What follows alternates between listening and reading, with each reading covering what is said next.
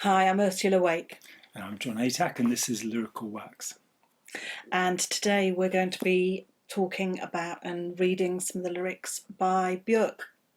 When I was thinking about this and putting all of this together, there were so many rabbit holes I could have gone down about things to say about Björk, who has carved herself quite the place in 20th and 21st century culture. And I decided, you know what, we've got the internet, so if you want to go and find out, if you want to go and find out, there is, people love talking about her, writing about her. She has this intriguing aspect to her, and has, a huge body of work, really. So yeah, there's no point in us repeating what is said in lots of fantastic ways elsewhere, with very good visuals to it, etc., etc. So we're going to focus, as we always do, on the words.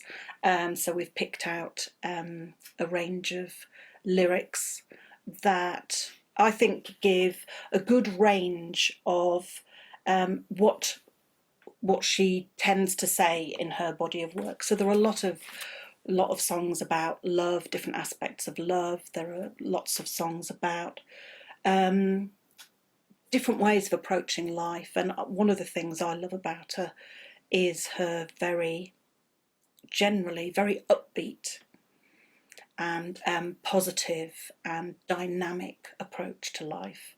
I also rather like, and this will come across this in some of the lyrics, when it comes to love, she is somebody she's not interested in anything rational or sensible or measured. She throws herself into things. And at one point, Vulnicura, one of her albums, we'll have a song from there, which is sort of very unpositive, written at a very painful time in her life.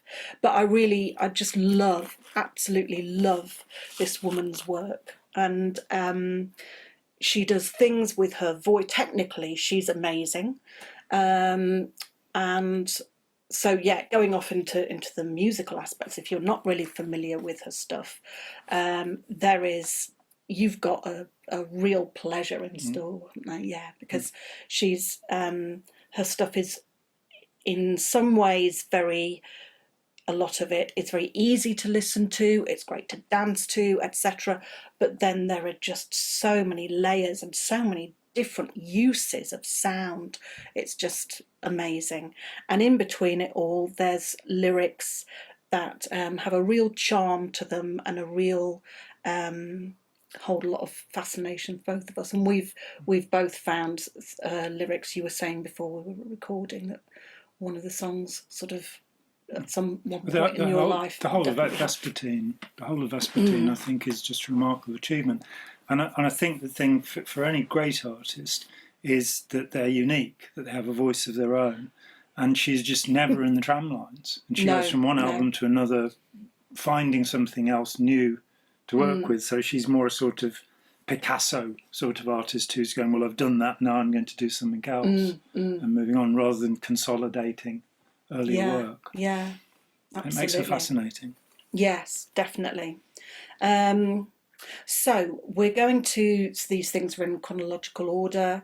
I'm going to start off with her debut album, which was called Debut. And this was the debut single after her previous band, the Sugarcubes, disbanded. They were quite something. Check them out if you're not familiar with them. And this became a very famous single. It's called Human Behaviour. If you ever get close to a human and human behaviour, be ready to get confused. There's definitely no logic to human behaviour, but yet so irresistible. And there is no map. They're terribly moody. Oh, human behaviour. Then all of a sudden turn happy. But oh, to get involved in the exchange of human emotions is ever so satisfying. And there is no map. Human behaviour. Human behaviour. and there is no map, and a compass wouldn't help at all. Human behaviour. There's definitely no logic. There's definitely no logic. Human behaviour. Human. And that sort of encapsulates a lot of what she then goes on to create and say and explore. I think that's as a beginning to her solo career. That is it tells you kind of what you're in for. And of course the famous video as well was gave you, which you can find on YouTube. Of course you can. Yeah. By quirk of fate, I actually heard an interview with Sugarcubes when they first came to UK, and it's by quirk because I didn't listen to the radio, so it was quite unusual. So it's a long time ago, and they were basically talking about being art students who were into Dadaism and decided to form a band, and out they came. But yeah, they were a really good band. It wasn't just that she was talented. No, they're like the Iceland football team, you know, basically. Incredibly talented from a very small community, because there are in fact only 12 people living in Iceland. Don't fact check that, because it's don't believe a word I say. This is called There's More to Life Than This. Come on, girl, let's sneak out of this party. It's getting boring. There's more to life than this. It's still early morning. We could go down to the harbour and jump between the boats and see the sun come up. We could nick a boat and sneak off to this island. I could bring my little ghetto blaster. There's more to life than this. But we'd have to rush back to the town's best baker to get the first bread of the morning. There's more to life than this. Yeah, I love that. And that's one of those that I could really relate to. So it's a very sort of dancey number, that as a song. And I remember being at loads of houses in the 90s and the early mid-90s when that was being played at parties. And I seemed to be the only person who was kind of thinking, yeah, anybody want to come to the town's best baker with me? Let's see if we could get the first bread of the morning. I was living in Yorkshire at the time, so there were no harbours, no boats to jump between. But yeah, let's go and jump over the stone walls. Down to Grimsby or, jump between the bit fishing of a boats. leap from Leeds. But yeah, and I thought, I love this woman. Because I do love a party. But oh man, sometimes you want something very, very much more satisfying. So those two were both from the album Debut, and this next one is from the next album called Post. What I want to say about this is that in the middle of this song, when you listen to it, is a chunk that she sings in Icelandic. And she does that every now and again in various songs. And then on some websites, when you have a look at the lyrics, it will say at the end of an English bit, gibberish. But I have a feeling that's Icelandic that she's singing in. So I'm not quite sure that many people from Iceland would call it gibberish. She may have invented it, I don't know. But and we would encourage the people who are writing the lyrics sites to actually learn Icelandic and get over it, Come on, guys. Gibberish. But even if maybe possibly it is gibberish and she makes up a language, some people do sometimes, then in the middle of this, the one of the things, she definitely sings in Icelandic, and John actually found out what this chunk means. What Google Translate says. Yes. So the Icelandic bit that she sings, and we think means, no one is watching at all. The sun is setting. Nobody cares about me. It's sunny already. Breathe into me. He bites me. He bites me. Yes, he comes. Follow me. Now, it might mean that has nothing to do with the song, which is quite coherent otherwise. But when you listen to it, the bit in Icelandic just creates this fantastic part of the sound of what you're listening to. So the fact that it's in Icelandic to me really, really works, and I love the sound of it, but I couldn't remember how to pronounce it all. So the English lyrics go like this. All the modern things, like cars and such, have always existed. They've just been waiting in a mountain for the right moment, listening to the irritating noises of dinosaurs and people dabbling outside. All the modern things have always existed. They've just been waiting to come out and multiply and take over. It's their turn now. I long ago wondered how it was that kids make, the noises of cars and aeroplanes, and whether that came before, that came before the invention of aeroplanes. And it's like that idea that there was all waiting inside the collective unconscious, which is something I do not believe in, to emerge into humanity, and we had to invent them so that it would justify making these noises. That's just me, though. This is from... how are you going to say that word? Homogenic. Homogenic. Yeah, I guess that's weird, you would want to kind of start it with that, but then it just doesn't work, does it? I don't know. Homogenic? No. Get into the comments section and vote on this point. Homogenic. Homogenic. Homogenic. Homogeneous. I know, absolutely. Homogeneous? No, absolutely, but no, I'm not going for homogenic. Okay. So this, we'll vote on it. We'll have a democratic decision about how to pronounce over it later on. And then we'll write to Björk and say, how do we pronounce your name, by the way? Yeah, do you know what? I was looking, I'm sure there are lots of places where she introduces herself or something. I've not been able to find a bit where she's pronouncing her own name, but maybe I just didn't try hard enough. But I always think of it as Björk. Björk, yeah. But that's because I speak German and I'm used to that umlaut, meaning that sound rather than o. But I don't know whether it's used the same in Iceland. Björk. Björk.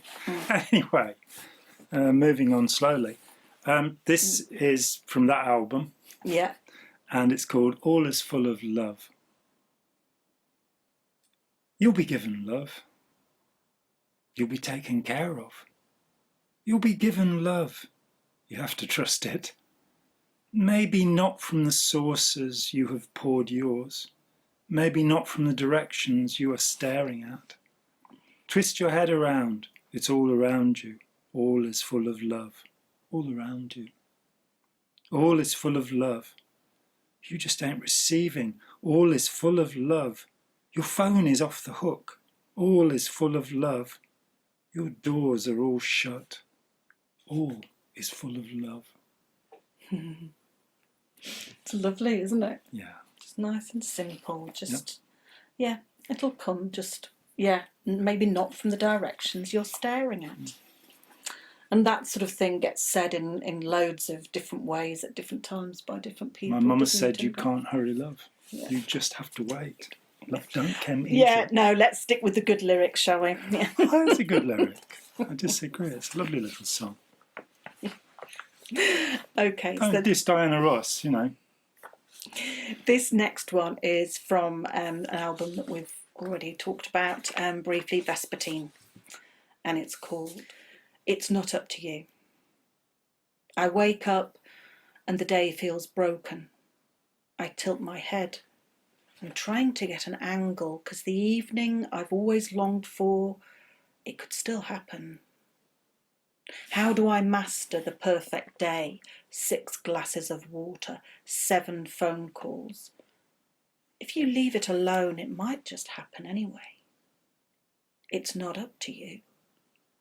Oh, it never really was. It's not up to you.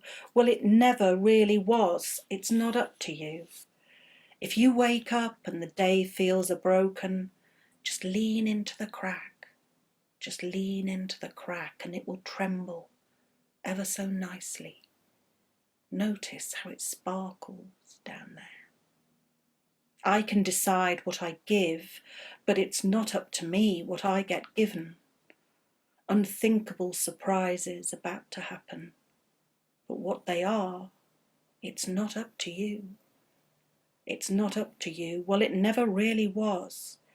It's not up to you. It never really was. There's too much clinging to peak. There's too much pressure.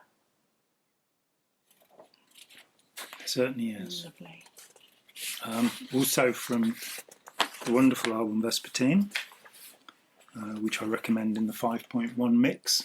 So you sit and have it swirling all around you. Beautifully produced albums as well, that should be said.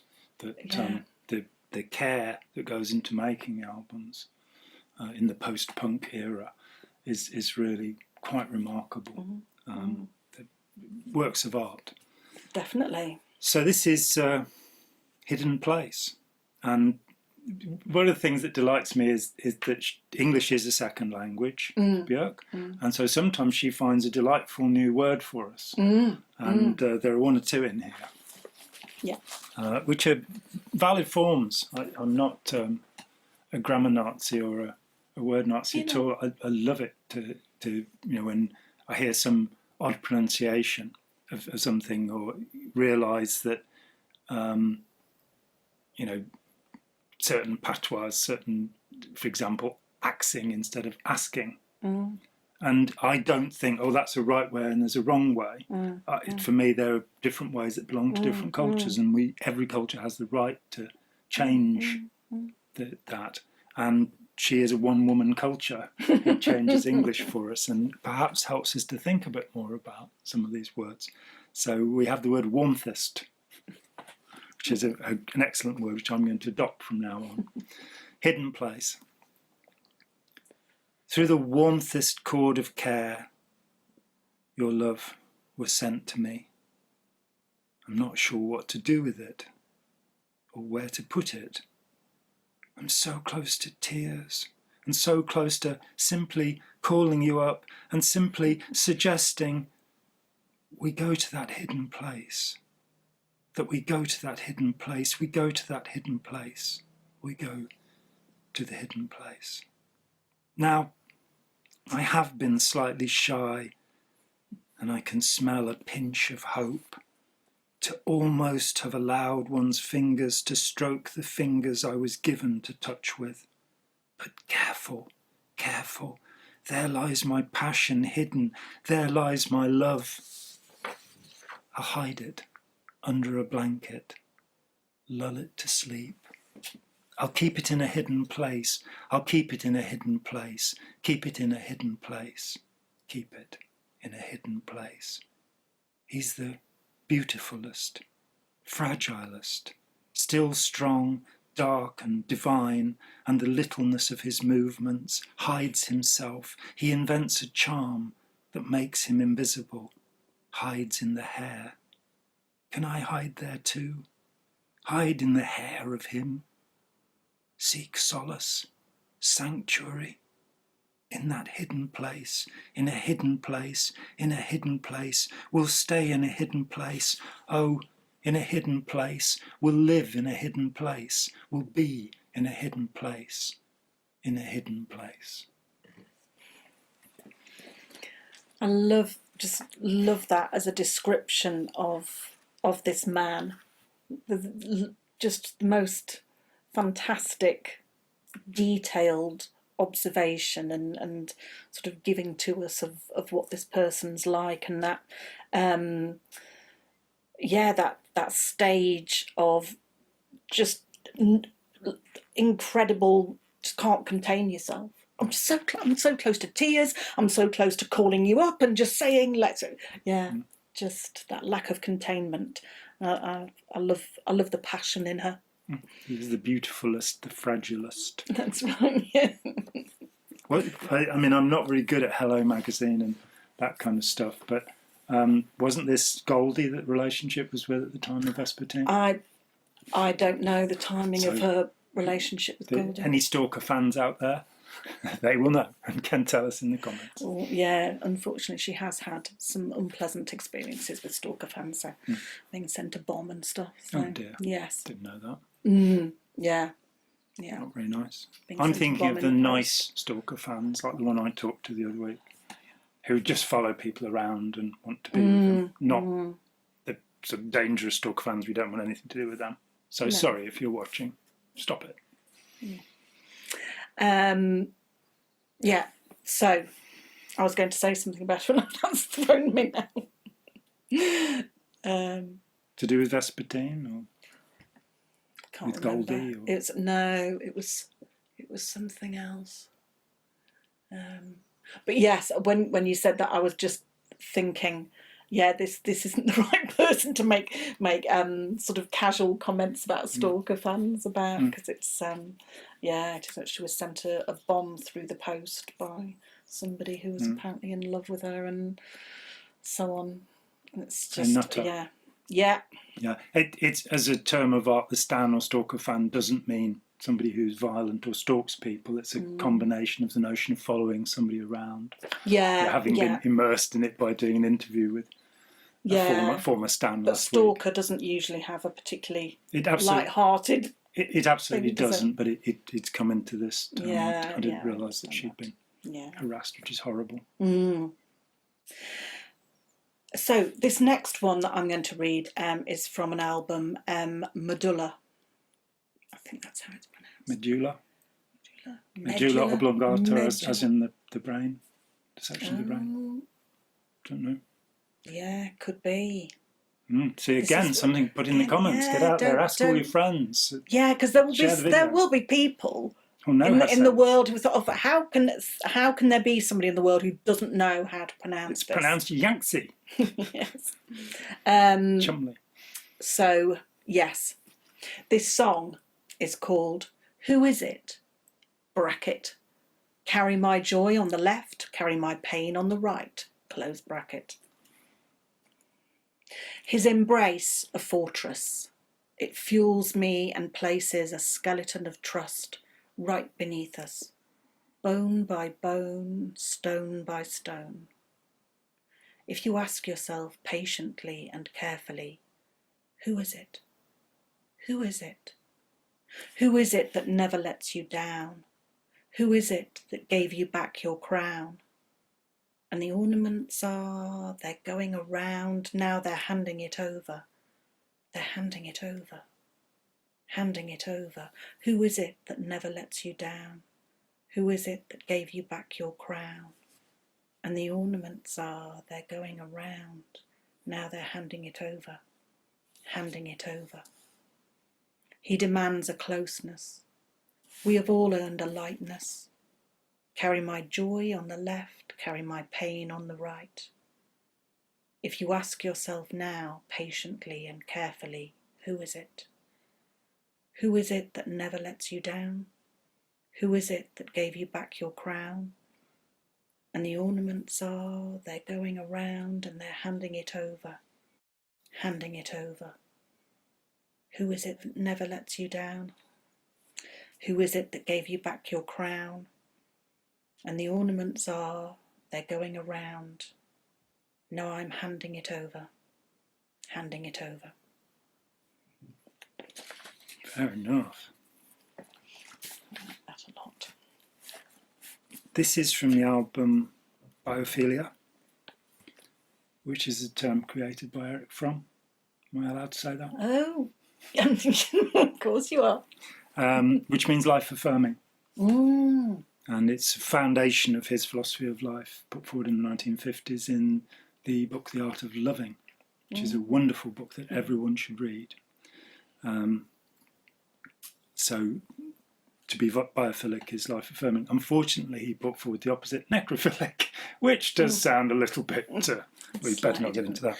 And she used that... she took inspiration from various different natural things. There's quite a famous interview she does, or conversation she has, that was recorded with David Attenborough, where she talks about the creation of this album and the importance to her of the natural world. And a lot of people really like that interview. Yeah, the love of life, biophilia. Yeah. And in this case, the love of living things and being what I call ecocentric. There you go. It's a new word. This lovely thing is called Moon. As the lukewarm hands of the gods came down and gently picked my adrenaline pearls, they placed them in their mouths and rinsed all the fear out, nourished them with their saliva. Rested, as if the healthiest pastime is being in life-threatening circumstances and once again be reborn, all birthed and happy, all birthed and happy, all birthed and happy. Best way to start anew is to fail miserably, fail at loving and fail at giving, fail at creating a flow, then realign the whole and kick into the start hole and kick into the start hole and kick into the start hole. To risk all is the end all and the beginning all. To risk all is the end all and the beginning all. That's wonderful, and it's that lyric as a sort of a body of words is quite different in some ways from the from a lot of her stuff. There's more kind of metaphor and so on, but it's, I find that intriguing. Going through it, I mean, does she sing past time or does she sing pastime? Because it's written out here as past time rather than past as a pastime. And that would be an example of an English as a second language sort of thing, which is quite interesting. I like it when a word is a pastime. Yeah. It becomes a pastime, a way of passing time. Yeah. So, philosophical conundrum, quandary. Yeah. So this next one, the last one that I'm going to read, is from the album Vulnicura. So this album was written, she went through a very painful divorce. I'm trying to think exactly which year this was released, and I can't remember. I think it was I was going to say 2014, but so she got divorced from the artist Matthew Barney. So this song is called Black Lake, and in the album booklet it's got a subtitle which is 2 months after. So this song seems to have been written 2 months after the breakup, and then about 4 years after this album was released, in an interview she said she found this song was still very painful to listen to. Our love was my womb, but our bond has broken, my shield is gone, my protection is taken. I am one wound, my pulsating body suffering being. My heart is enormous lake, black with potion. I am blind, drowning in this ocean. My soul torn apart, my spirit is broken. Into the fabric of all he is woven. You fear my limitless emotions. I am bored of your apocalyptic obsessions. Did I love you too much? Devotion bent me broken, so I rebelled, destroyed the icon. I did it for love. I honoured my feelings. You betrayed your own heart, corrupted that organ. Family was always our sacred mutual mission, which you abandoned. You have nothing to give. Your heart is hollow. I'm drowned in sorrows. No hope in sight of ever recover. Eternal pain and horrors. I am a glowing, shiny rocket returning home. As I enter the atmosphere, I burn off layer by layer. Ain't that the truth? And she covers a lot of ground of their relationship in there. Not just the pain, but kind of there's a slight narrative in there of, you get a bit of insight into what might have happened and gone wrong. But the last one, so after Volnicura, a few years later, she released Utopia, which she described as her Tinder album. So she had gone through the awfulness and was coming out of it again and determined to find something new. And by Tinder we mean the hookup app. Okay. Right. That is a way of finding something new on a daily basis. Yeah, absolutely. That's how she described this album. Yeah. Okay. I'm not a fan of Tinder. This is called Blissing Me. All of my mouth was kissing him. Now, into the air, I am missing him. Is this excess texting a blessing? Two music nerds obsessing? He reminds me of the love in me. I'm celebrating on a vibrancy, sending each other MP3s, falling in love to a song. This handsomest of wicker men.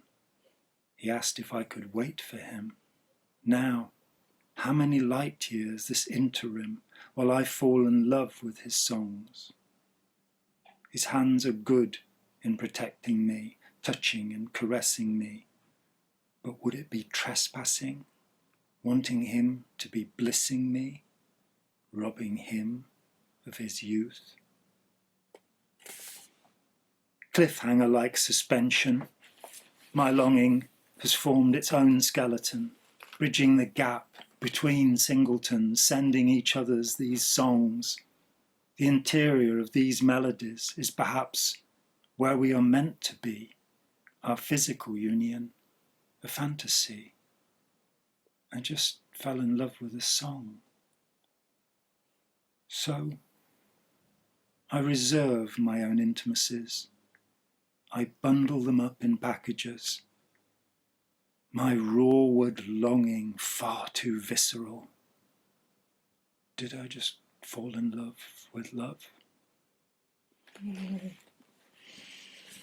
That's an interesting last line, because I think a lot of the time that's exactly what humans are, have a tendency to do, fall in love with the idea of being in love. And it's one of the classic jazz standards, I fell in love with love, one night when the moon was still. And you have Sonia Aurora Madden's wonderful song with Echobelly, I Want to Know What Love Is. Is it something I do to myself? Yeah. Which I was a bloke of about 40, nearly 40 when I heard that and sort of went, that's such a good question. And it comes, I very rarely say anything positive about Carl Gustav Jung, but his idea of love is something that exists between two people. That people tend to project an ideal into another person, and so what they're falling in love with is the image of love that they take out for themselves. And not everybody is as lucky as we are in that respect. So, I'm John Atack. And I'm Ursula Wake, and this was Lyrical Wax. Thanks for your time. Thank you so much. See you again soon.